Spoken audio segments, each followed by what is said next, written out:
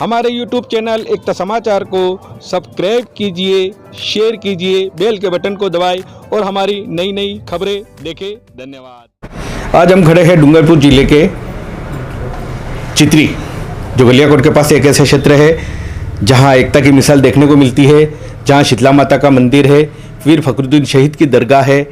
और ये गलियाकोट ऐसा क्षेत्र है जहां सर्व समाज साथ में रहता है। उसी सर्व समाज में एक समाज सेवी, धर्म प्रेमी, सभी को साथ में लेकर चलने वाले एकता की मिसाल अगर देखनी हो तो मनोज भाई सामरिया के यहाँ हमें देखने मिलती है, जहां हमारे बीच बड़ी हस्ती है, मुस्लिम समाज के सदर रईस भाई, दूसरे ये जो सिख समाज से है हमारे परबत सिंह जी। एकता की मिसाल हिंदू, मुस्लिम, सिख, ईसाई, ये चीज़ आज हमें यहाँ डूंगरपुर ज़िले में हमें देखने को मिली चित्री।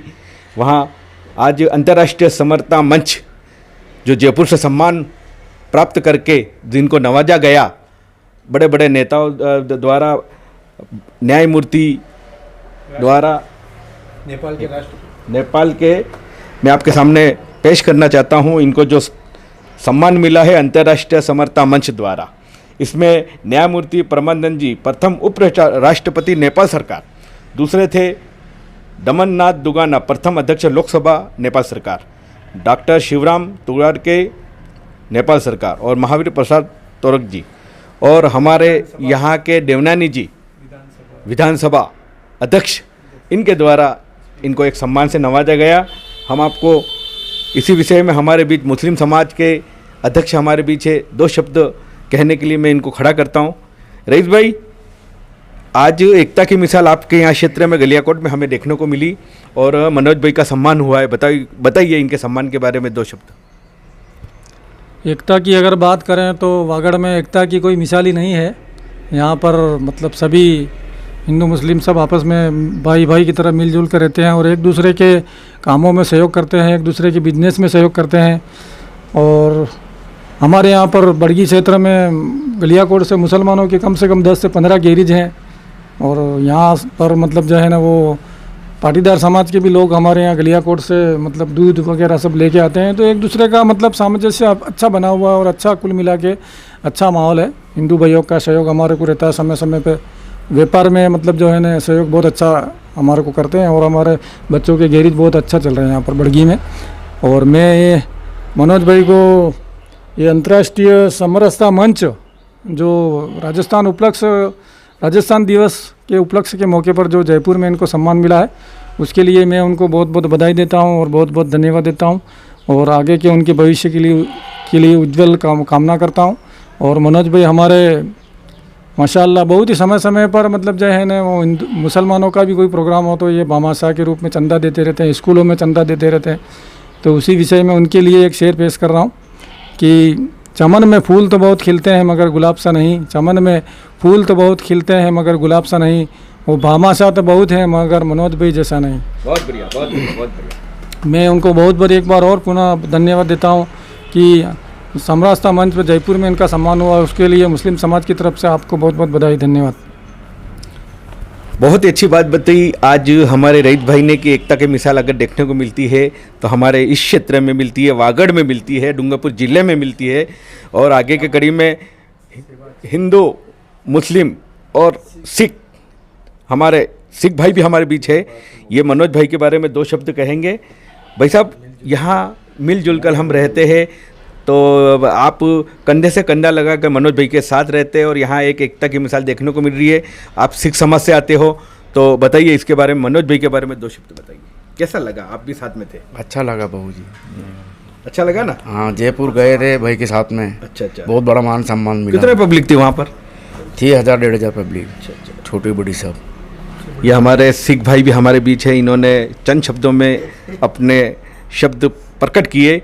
आगे कड़ी में हम आपको ले चलेंगे एकता समाचार के माध्यम से। मनोज जी सामरिया जो एक समाज सेवी है, राजस्थान स्थापना दिवस कल था जहां हमारा राजस्थान 75वां दिवस मनाया गया, उसमें जो सम्मान प्राप्त करके आए अंतर्राष्ट्रीय समरता मंच द्वारा।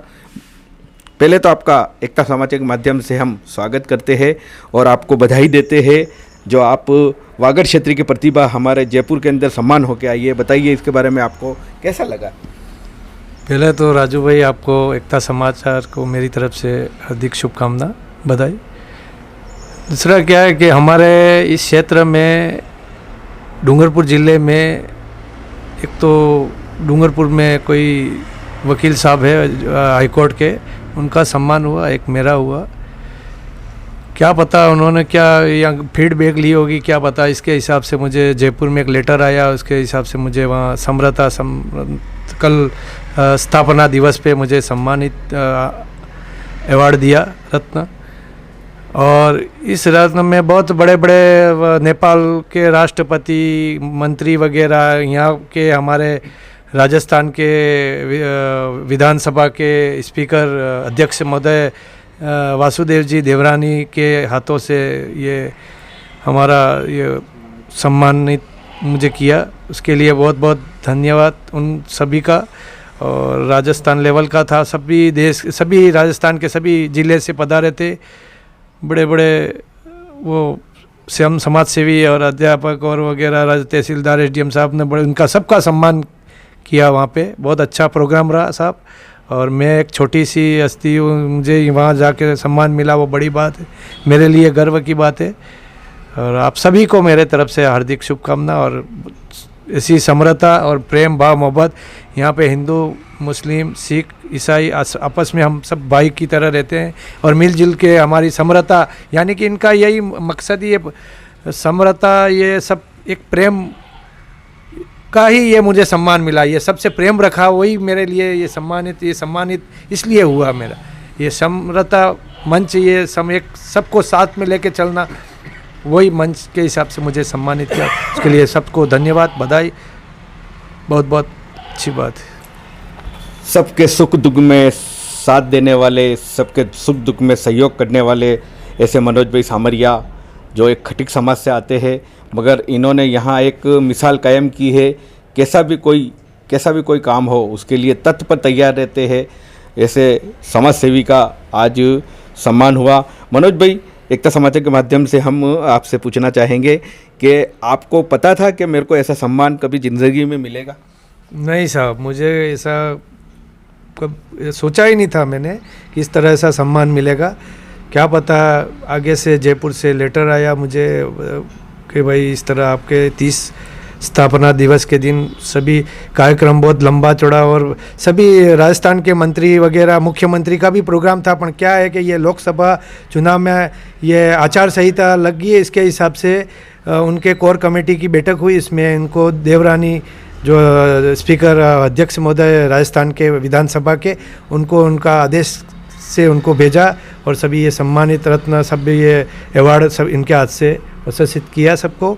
और इनको मैं बहुत बहुत मेरी तरफ से, और नेपाल सरकार, यानी कि नेपाल और हिंदुस्तान दोनों के एक विचार, एक प्रेम भाव मोहब्बत मिल रहा है, और इसलिए उनको एक ही समझते हैं। वो लोग भी हमारे को, हिंदुस्तान वालों को चाहते हैं। इसमें क्या ये सब ये कर रहे हैं, वो वीटो पावर के लिए 22 देश के लोग हैं, 22 देश के राष्ट्रपति ने समर्थन दिया अपने हिंदुस्तान को। उसमें वीटो पावर अपना को मिला है, और लगभग अपन को सभी मिल जाएगा वीटो पावर। 22 तो हो गए, आगे और भी चलता रहेगा। अपना हिंदुस्तान सोने की चिड़िया है और रहेगी, और भारत हमारा देश महान है और महान रहेगा। और सभी दुख दर्द में भारत सभी देश का दुख दर्द देखता है, आज भी देखता है, कल भी देखता आया है और आगे भी देखेगा। सबको धन्यवाद मेरे। बहुत बहुत धन्यवाद मनोज भाई।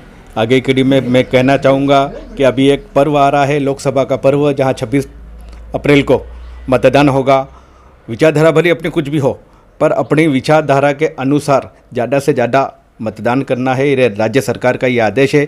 तो एकता समाचार के माध्यम से मैं ये कहना चाहूँगा कि ज़्यादा से ज़्यादा मतदान करें और अपनी मनपसंद सरकार चुने। यही शब्दों के साथ एकता समाचार में के साथ आप बने रहिए। धन्यवाद।